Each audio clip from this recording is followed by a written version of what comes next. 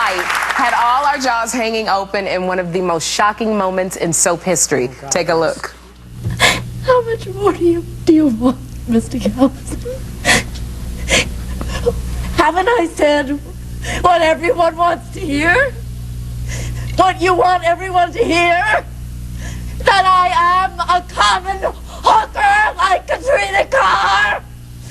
That Marco Dane was my pimp? Is that what you want me to say? What do you want from me?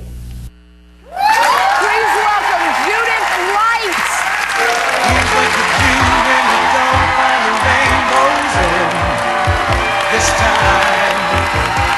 Here's where you go when it looks like the rain won't end. Don't cry. I'll give you tomorrow.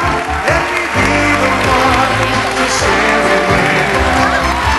And each day that follows, 'cause we only have one life to live.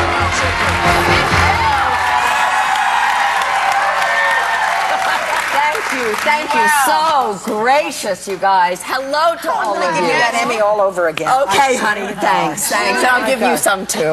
Now, you joined the cast of One Life to Live in 1979. You played the character of Karen Wallach. That's right. You were a doctor's wife by day. That's right. And you were a prostitute at night. That's right. And Oh, we saw I had that life once. Did you? Oh, yeah. It's exhausting. It's overrated. Now that too. you didn't think you'd ever end up on a soap opera.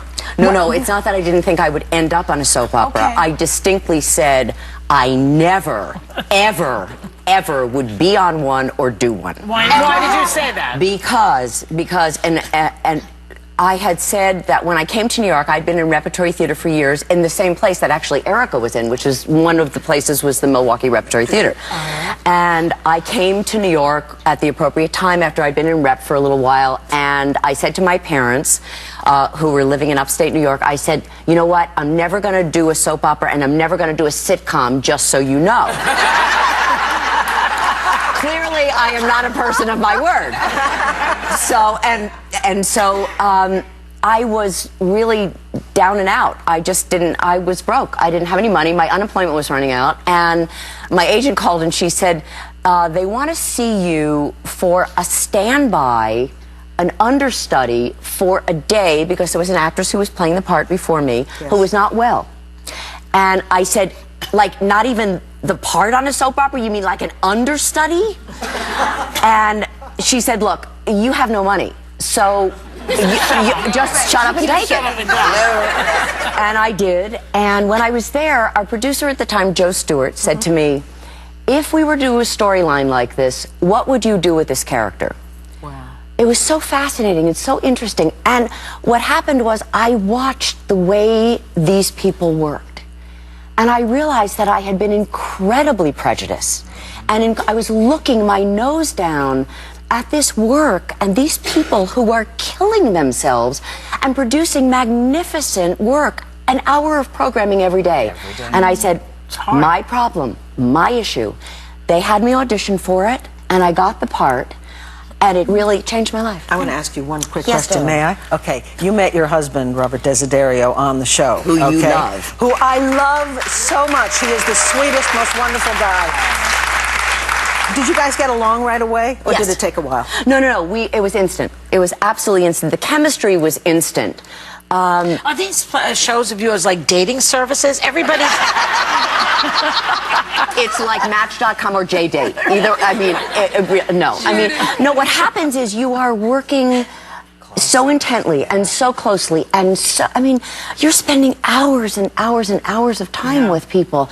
And it is really, you get to know each other, and you really... It could be dangerous if you're already married. Yes, it could be very dangerous, and you have this really, you have a family. I mean, it is what you all watch every day. It is what you see us do, is you are our family and we are your family, and it is so for us too. You know what? You were also a part of another family which we absolutely love, because you left One Life to Live in 1982, and the following Because of Robert. Because of Robert. It was Robert's idea. He said, you have to go, you have to try, and I said, no, I don't.